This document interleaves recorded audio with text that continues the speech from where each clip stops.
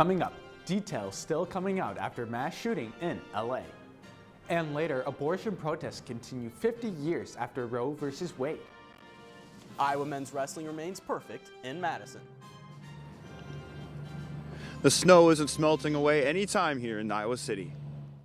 This is DITV News at 8:30.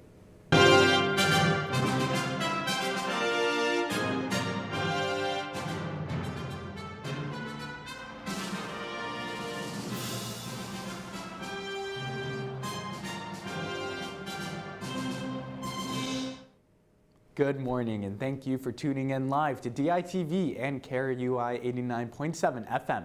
I'm Johnny Valtman. A gunman shot and killed 10 people and injured 10 others at a dance studio in Monterey Park, California on Saturday night. The shooting happened near a Lunar New Year celebration, and as of late last night, the suspect was identified and found dead from a self-inflicted gunshot wound. He is a 72-year-old male Asian.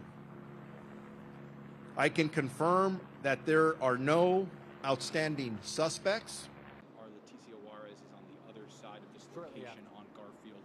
Zach is to the left. Shortly after, Sheriff says the suspect shot himself in his van during a standoff, hours after he allegedly killed 10 people and wounded 10 others.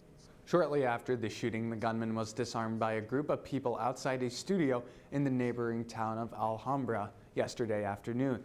That is where the police approached a white cargo van that was potentially connected to the Monterey Park shooting. Police were involved in a standoff with the driver where he was found dead. Police are still unsure of a motive.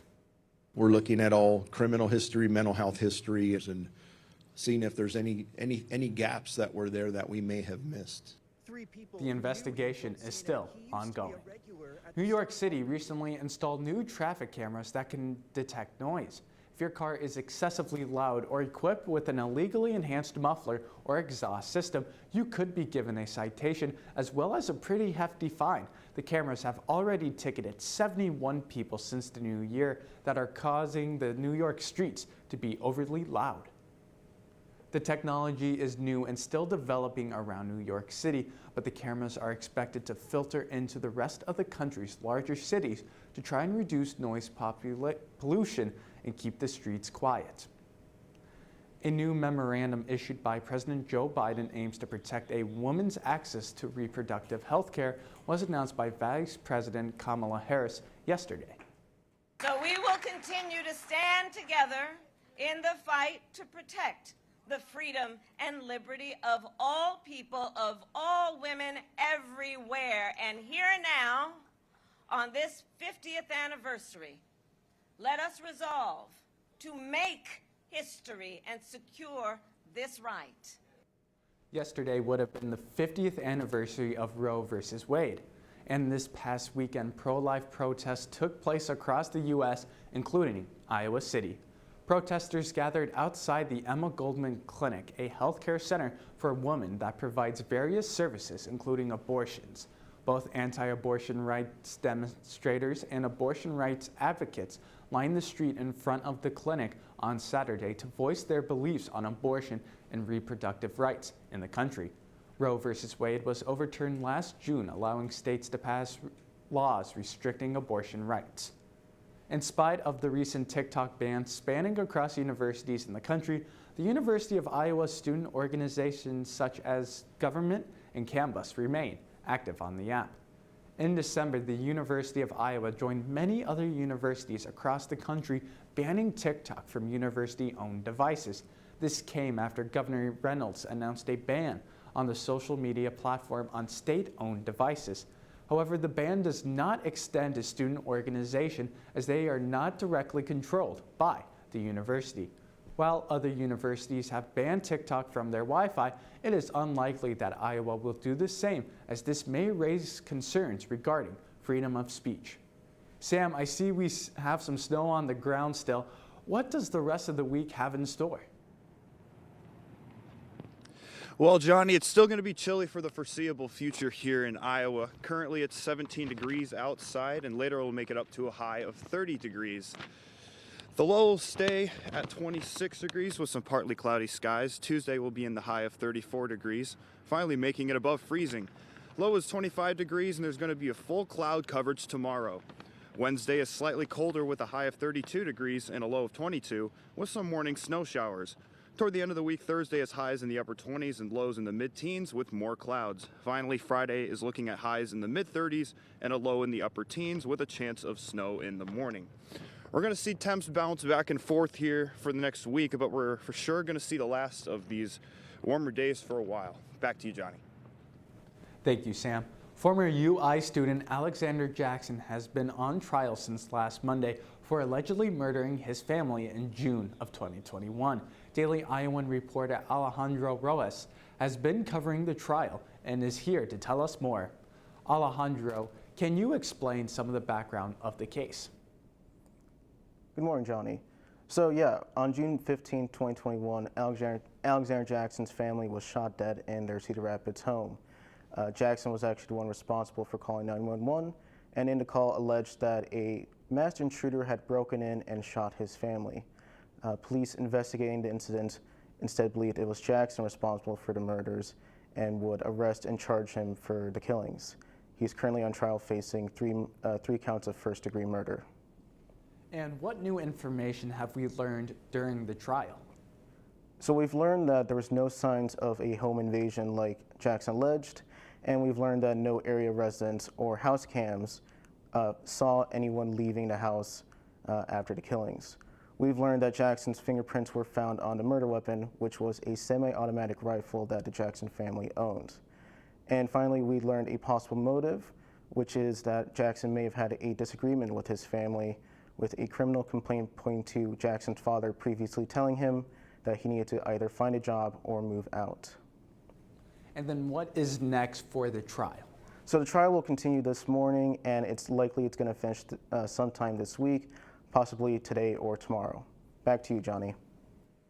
Thanks, Alejandro. An opportunity for emerging artists ends today. A South End Iowa City bus stop is hardly recognizable and needs a tune-up. The city of Iowa City is taking applications for local artists to design a bench for the South District bus stop along Highway 6 East to make it easier to point out, a place to sit, and to bring the community together. The city's main focus is to involve the South District residents in the design process. The bench is meant to symbolize the people of Iowa City, their language, background, and culture, all while grabbing the public's attention. The bench is scheduled to be installed by the fall of 2023. There is a provided budget from the city, and don't forget, applications close today. People gathered outside the Graceland Estate in Memphis, Tennessee yesterday to remember Lisa Marie Presley, the daughter of famous rock and roll singer Elvis Presley. She died hours after suffering from cardiac arrest on January 12th. Priscilla Presley, Lisa Marie's mother, read a poem during the memorial service. The old soul, this is a poem. The old soul. In 1968, she entered our world, born tired, fragile, yet strong. She was delicate, but was filled with life. Presley is survived by her three daughters, Riley Keough, Finley, and Harper Lockwood. Let's send it to Max, who has more on Hawkeye sports. Busy weekend.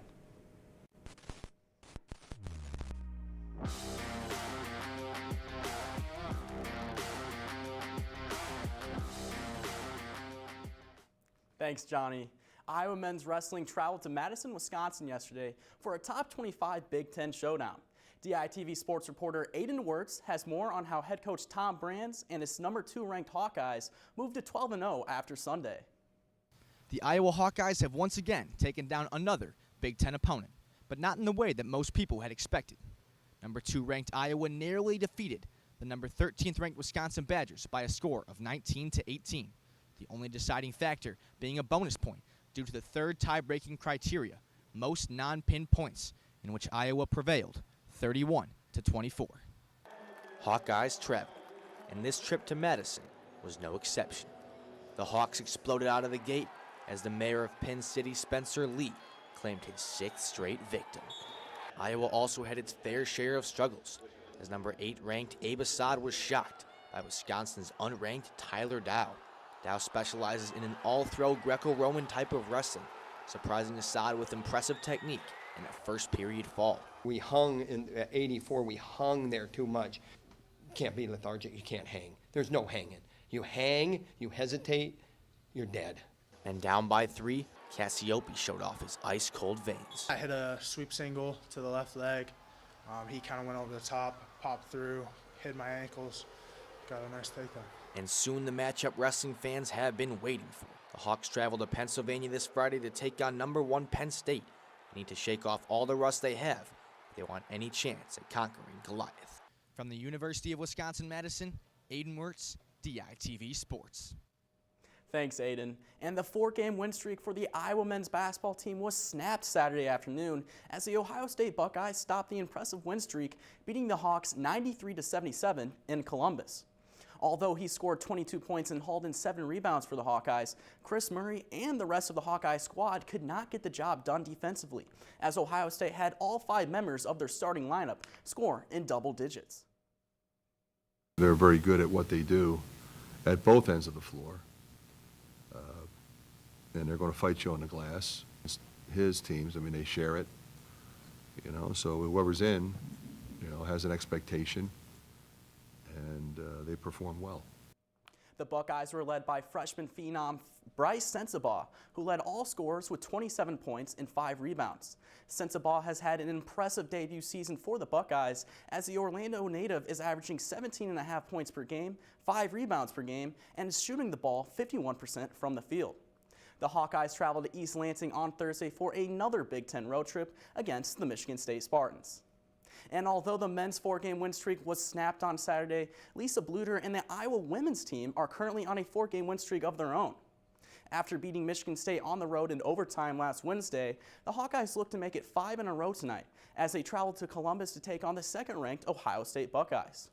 The Buckeyes are 19-0 and currently are sitting atop of the Big Ten women's standings, where they have gone 8-0 in conference play so far this season. The Hawkeyes are currently 3rd in the Big Ten standings and look to avenge the men's team with a huge win against Ohio State. Tip-off is set for 6 p.m. on ESPN2. And the NFL playoffs continued this past weekend and had the attention of the entire nation as there were 4 games played on Saturday and Sunday. On Saturday, the Kansas City Chiefs defeated the Jacksonville Jaguars 27-20 in a much closer game than what a lot of people expected. And Saturday evening wrapped up as the Philadelphia Eagles had no trouble taking down the New York Giants, winning 38-7 in Eagles quarterback Jalen Hurts' first game back from injury. On Sunday, the Cincinnati Bengals defeated the Buffalo Bills in Buffalo, winning 27-10 as both teams played in a heavy snowstorm. And in the last game of the divisional weekend, the 49ers beat the Cowboys, winning 19-12 with a huge performance from our favorite tight end in the league, Mr. George Kittle. This now leaves 4 teams who will all try to get their ticket punched to Super Bowl 57 in Arizona. Come back Wednesday for all the latest on Hawkeye sports. Back to you, Johnny. Thanks, Max. And before we end out the show, let's toss it back out to Sam, who is still outside in the cold. Sam, how are you doing out there? Well, Johnny, it's still 17 degrees out, and I can't lie, my hands are pretty numb right now, so I'm ready to come back inside. But make sure you wear your coats to class today, otherwise you're going to be pretty cold. Back to you guys. Thank you, Sam. 23-year-old Spike the Chihuahua is the world's oldest living dog, according to the Guinness World Records. Spike, who is from Ohio, was given the age-old title in December. Spike's owner said she found him 14 years ago in a parking lot and named him after the big scary dog in the Tom and Jerry cartoon. Thank you for tuning in to DITV News and listening to KRUI 89.7 FM. Be sure to head over to thedailyiowan.com for all your latest news between Monday and Friday, and check out more of our content on thedailyiowan.com/TV. DITV. For DITV News, I'm Johnny Valtman. Have a great day.